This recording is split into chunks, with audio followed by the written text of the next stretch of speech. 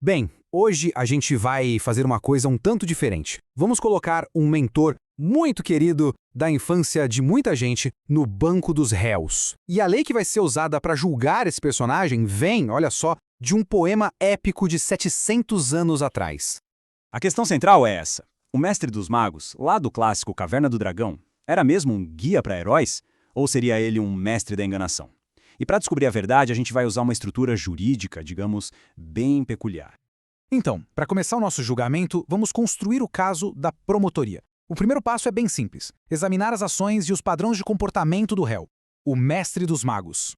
A promotoria já começa argumentando que a orientação do mestre dos magos era sempre enigmática, para não dizer outra coisa. É só pensar nessa frase: o caminho para casa começa onde o fim termina. O que isso significa? É um exemplo clássico dos conselhos confusos que ele dava, deixando as crianças decifrando charadas em situações de perigo, em vez de dar uma instrução clara, né? Mas olha, esse padrão não era só uma esquisitice dele. Uma análise mais a fundo das ações revela uma abordagem sistemática de manipulação. Ele retinha informações vitais de propósito, usava o perigo de morte como se fosse uma lição e, no fim das contas, tratava os jovens como peças num tabuleiro dele, arriscando a vida deles para alcançar os seus próprios objetivos. E agora, chegamos à prova mais contundente. Ela vem de uma fonte que talvez muita gente não conheça: o roteiro do episódio final que nunca chegou a ser produzido, o famoso Hacking. O roteiro de Hacking revela 3 verdades, assim, de cair o queixo. Primeira, o Vingador, o grande vilão da história, é filho do mestre dos magos. Segunda, a jornada das crianças era, na verdade, uma missão secreta para redimir a alma do Vingador. E a revelação mais grave de todas: o mestre dos magos sempre teve o poder de mandá-los para casa. De repente, a série inteira se transforma numa manipulação calculada para resolver um problema de família. Certo. Com as provas apresentadas, a gente precisa entender qual é a base legal para esse julgamento: a arquitetura moral do inferno de Dante Alighieri. É com base nessas leis que vamos fazer nossa avaliação. O inferno de Dante é estruturado pela natureza do pecado, dividido em 3 grandes níveis de gravidade. O primeiro é a incontinência, que são os pecados da paixão sem controle. O segundo é a violência, a vontade de machucar. E o terceiro, que é considerado o pior de todos, é a fraude, o abuso da razão humana para enganar. Então vamos lá, vamos passar para a fase de investigação e ver onde o mestre dos magos se encaixa nesse mapa moral. Vamos fazer isso por eliminação, descartando os círculos onde ele claramente não pertence. Os círculos superiores são descartados bem rápido.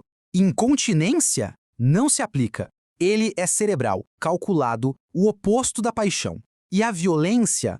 Bom, embora as ações dele levassem à violência, o método nunca foi a força bruta. Ele usava a persuasão. Ele convencia os outros a cometerem os atos violentos. Os crimes dele são puramente intelectuais. Agora, uma pergunta justa seria: e o círculo dos feiticeiros e adivinhos? Afinal, ele é um mago, né?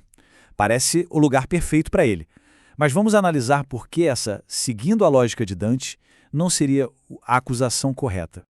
O ponto crucial aqui é o seguinte: o pecado principal dele não era usar magia para prever o futuro. O que Dante condena é a tentativa de roubar o conhecimento que pertence a Deus. O crime do mestre dos magos era outro: usar o conhecimento e o poder que ele tinha para manipular ativamente o presente. A magia era só uma ferramenta para o verdadeiro pecado dele, que era o controle daqueles jovens. Depois de eliminar as outras acusações, a investigação nos leva direto a um veredito bem específico e condenatório lá nas partes mais profundas do inferno, reservadas para fraude. O crime é o de conselheiro fraudulento, e a definição exata é essa: o pecado de usar a inteligência superior e o poder de persuasão para manipular outras pessoas, levando-as a realizar atos perigosos, fazendo-as acreditar que aquilo é nobre ou necessário.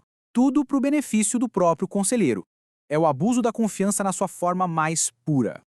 E para provar o ponto, a promotoria apresentou um precedente famoso do inferno de Dante: Ulisses. Ele usou o dom da palavra para convencer sua tripulação a navegar para além dos limites do mundo conhecido em busca de virtude e conhecimento, uma jornada que, na verdade, os levou direto para a morte. O mestre dos magos fez a mesmíssima coisa: usou discursos sobre heroísmo para levar crianças a enfrentar perigos mortais. A tática é a mesma, portanto, o pecado também é. O caso fica ainda mais forte com outro morador. E assim, o veredito fica claro. De acordo com a lei de Dante, o mestre dos magos é condenado à 8ª vala do 8º círculo do inferno. Agora, a parte final do nosso julgamento, a sentença. No inferno de Dante, a punição sempre se ajusta ao crime, de uma forma profundamente simbólica. Isso tem um nome, é o contrapasso. A ideia do contrapasso é que o castigo não é aleatório. O tormento eterno do mestre dos magos seria um espelho perfeito dos pecados que ele cometeu em vida. É uma forma de justiça poética, irônica. E que condenação poética seria essa? Ele estaria para sempre oculto dentro de uma língua de fogo, da mesma forma que ocultou suas verdadeiras intenções. Sua voz, que antes era um instrumento de controle calmo e claro, agora seria um rugido de dor, com uma dificuldade imensa para se comunicar. Ele, que aparecia e desaparecia quando queria, estaria permanentemente aprisionado. E no ápice da ironia, estaria preso numa chama de 2 pontas, ligado eternamente ao seu filho vingador, a causa e ao mesmo tempo a consequência de toda a sua fraude. O que nos deixa com uma pergunta final. No fim das contas, quem era o verdadeiro monstro no reino? Uma questão para a gente refletir sobre as complexidades morais dessa história e sobre a própria natureza do bem e do mal.